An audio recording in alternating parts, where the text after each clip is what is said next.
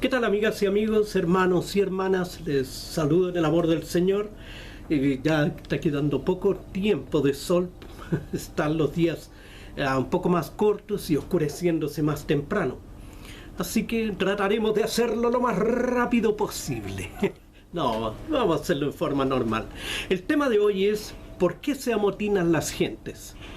El texto es el Salmo 2, versículos 1 al 3. En realidad vamos a abarcar casi todo el Salmo, pero los principales, los que vamos a leer, es el 1 al 3. Dice así: ¿por qué se amotinan las gentes y los pueblos piensan cosas vanas? Se levantarán los reyes de la tierra, y príncipes consultarán unidos contra Jehová y contra su ungido, diciendo: rompamos sus ligaduras y echemos de nosotros sus cuerdas. Esta expresión, ¿por qué se amotinan las gentes?, ha estado dando vuelta en mi mente. Yo veo las noticias y veo situaciones muy difíciles, sobre todo en nuestro país, que partió a finales de octubre del año 2019, o a mediados de octubre, por ahí. Y ahora se ha visto también en otros países. Lo vimos en Bolivia, lo estamos viendo ahora en Colombia, en Argentina, en Brasil, etcétera. En distintos lugares hemos visto este amotinar de la gente, en España, en Francia, por distintas razones. En Estados Unidos incluso lo vimos también. Supuestamente Estados Unidos es un país muy correcto, muy ordenado en esto. Sin embargo, también vimos este tipo de protestas, este tipo de reclamos. Cada vez que vemos las noticias, ¿cierto?, se percibe esa sensación de rechazo que abruma la sociedad. Nos habla de un motín, una rebelión, un descontento popular que se manifiesta tanto en palabras como en obras. Recibimos una gran cantidad de mensajes a través de las redes sociales que aluden a esta molestia. Algunos son muy graciosos, pero otros son muy serios. Y en todos ellos hay rechazo, resentimiento, en algunos casos odio, violencia, rabia, ira. Vemos también, por otro lado, grandes manifestaciones contra los gobiernos, donde la violencia por ambos lados va en aumento. La gente se amotina, reclama, con razón o sin ella.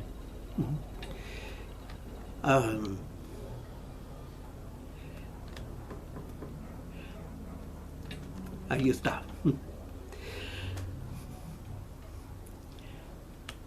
Pero manifiesta de manera aguda su malestar social. Todos quieren ser oídos, atendidas sus demandas, imponer sus preferencias o sus derechos ante lo que llaman injusto. El gobierno, la sociedad, el Estado, la cultura, la iglesia, incluso hasta a Dios. Pero ¿cuál es la respuesta? En el Salmo 1 tenemos en realidad lo que nos muestra es al hombre perfecto, el hombre feliz. Y creemos que representa al Señor Jesucristo como el último Adán. Ahora, en contraste con el hombre perfecto, el hombre dichoso del Salmo 1, vemos al hombre rebelde en el Salmo 2. Llamamos a esta sección correspondiente al Génesis en el libro de los Salmos, y el paralelismo es sorprendente, como por un lado tenemos en el Génesis que comienza con un hombre perfecto, Adán, ¿cierto?, un hombre feliz en el jardín del Edén, pero él se convirtió en el hombre rebelde que se apartó de Dios y ya no buscaba su compañía y no tenía una capacidad para relacionarse con él. Aquí en el Salmo 2 encontramos a los descendientes de Adán, es decir, a la humanidad. La presentación comienza con una pregunta que vemos en el versículo 1, y es la siguiente: ¿por qué se amotinan las gentes y los pueblos piensan cosas vanas? Las naciones parecen alborotadas, sublevadas, y los pueblos conspirando y haciendo planes sin sentido.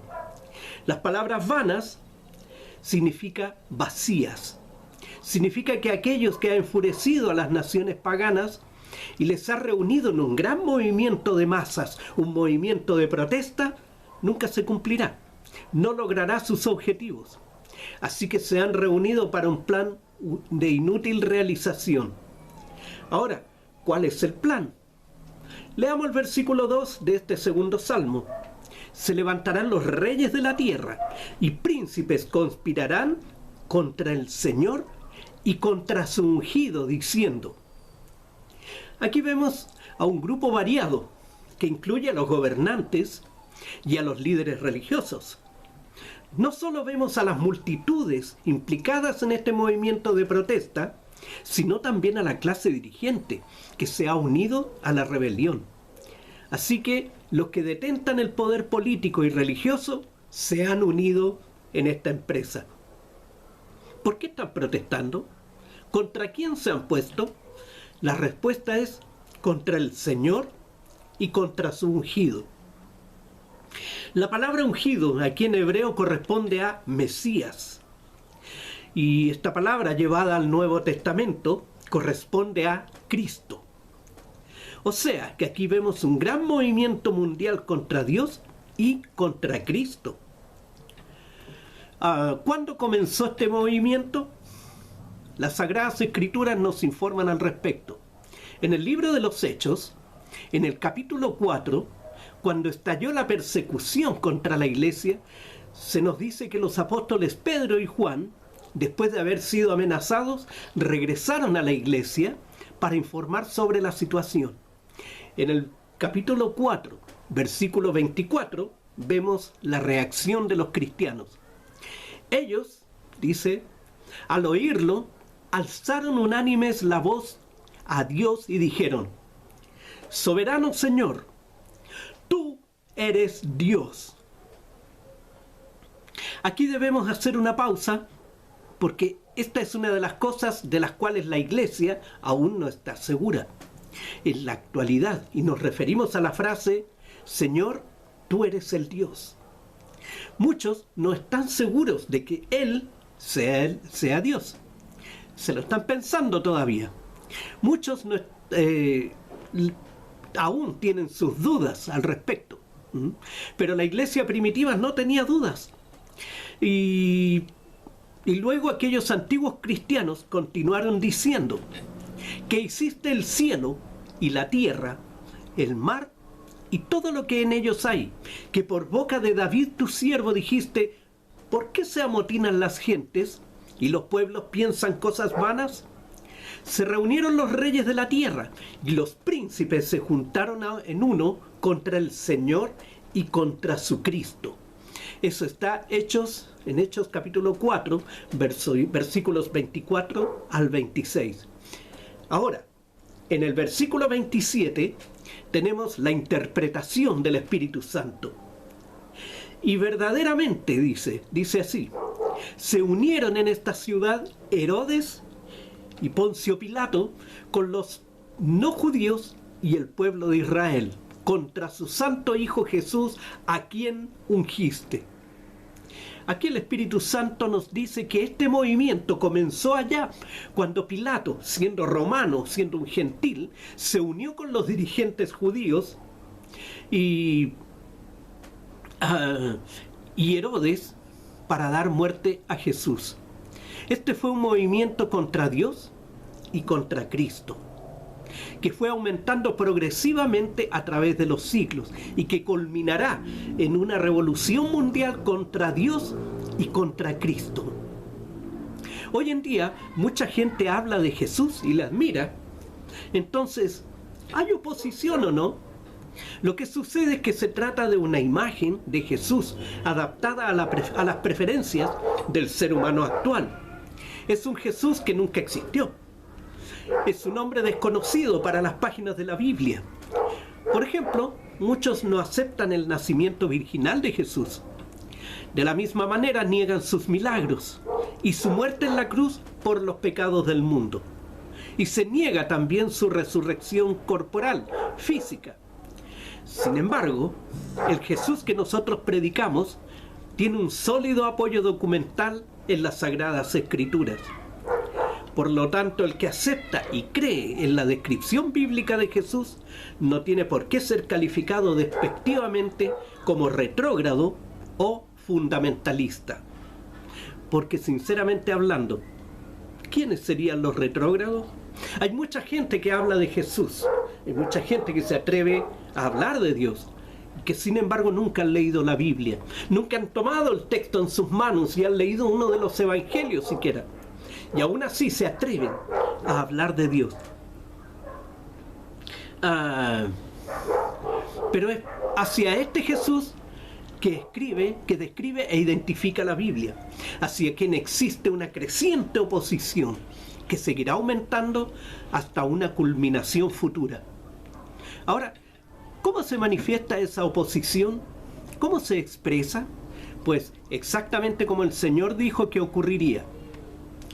Regresemos al Salmo 2 y escuchemos el clamor de esa oposición leyendo el versículo 3. Rompamos sus ligaduras y echemos de nosotros sus cuerdas. ¿Cuáles son las ataduras que Dios ha colocado sobre la familia humana? El matrimonio es una de ellas. Dios lo ha establecido para el bienestar de la humanidad, más allá de que implique a personas cristianas o no, más allá de que sean creyentes o no creyentes. De hecho, el matrimonio está en todas las culturas, hayan sido influenciadas por el cristianismo o no. Pero en la actualidad no solo las personas quieren liberarse de esa ligadura, sino que lo están haciendo además. Así que Dios es el responsable de la existencia de esta institución y quien proveyó esa hermosa relación de amor a este mundo. Pero en la actualidad, las personas quieren evadir el carácter permanente de dicha relación y sobre todo de las responsabilidades que ello implica. Rompamos sus ligaduras y echemos de nosotros sus cuerdas, dicen. Y esto nos recuerda a los 10 mandamientos. No nos salvamos por cumplirlos, porque de todas formas no podríamos hacerlo por nuestras propias fuerzas. Pero ahí están, para proteger la vida humana a nivel individual y la convivencia en la sociedad. Pero entre los seres humanos prevalece la filosofía de liberarse de esta atadura para poder ser supuestamente libres y que cada uno actúe como desee. Dios ha dicho que de esa manera no funciona la vida personal, ni familiar, ni social, porque tenemos una naturaleza física controlada por la maldad y las pasiones, y esa naturaleza necesita estar controlada. Pero la humanidad tiende a desatarse de toda restricción y control, y así resulta inquietante ver la situación en que se encuentra nuestro mundo. En el ambiente político vemos confusión y corrupción. En la esfera espiritual vemos transigencia e indiferencia. Y en el ámbito social, un consumismo insaciable que conduce a un endeudamiento creciente, una lucha intensa por sobrevivir y una tendencia a la comodidad. La sociedad de la abundancia quiere tener las cosas disfrutando cada vez más de facilidades e invirtiendo el menos esfuerzo posible. Y si fuera posible, sin ningún esfuerzo. Realmente es como para preocuparse. Hoy en día vemos los robos con violencia, portonazos. Hoy en la mañana escuchaba de un tiroteo frente a una zona de policías, frente a una zona de carabineros, sin importar quién está al frente, no importando si están los policías o no. Entonces hay un fuerte deseo de tomar lo que no es propio, lo que no me pertenece, lo que no me he ganado, no he luchado por ello. De otro fue el esfuerzo, de otro fue la lucha. Y ellos pretenden tomar lo que no les ha costado esfuerzo. Eso es un robo. Puede que algunos de los reclamos del pueblo sean honestos, pero también detrás de estos hay otros con una doble intención. Y lo que se buscará será eliminar al enemigo del humanismo, es decir, la Iglesia. Pero Dios se está moviendo hacia el cumplimiento de su propósito. Lo que el hombre en su insignificancia haga, no le hará cambiar de opinión. Él tiene un propósito doble en el mundo. Tiene un propósito celestial y un propósito terrenal. Ahora mismo está llevando a cabo su propósito celestial. El escritor a los hebreos lo expresó así en el capítulo 2, versículo 10. Llevar muchos hijos a la gloria. Dios está llamando a un pueblo que invoque su nombre. Este es su propósito actual. Sin embargo, tiene el segundo propósito que está definido en el versículo 6, que dice: yo he puesto mi rey sobre Sión, mi santo monte. Dios se está moviendo y avanzando directa y constantemente, sin vacilar e inflexiblemente hacia el establecimiento del trono en que Jesucristo se sentará en esta tierra. Él no está demorando su venida y vendrá según el calendario que Él ha previsto y no según las previsiones humanas. Jesús puede llegar en unas horas más o puede llegar en 50 años más, no lo sé. Dios lo sabe, pero lo que sí sé y estoy seguro de que su avance es inexorable. Él viene pronto.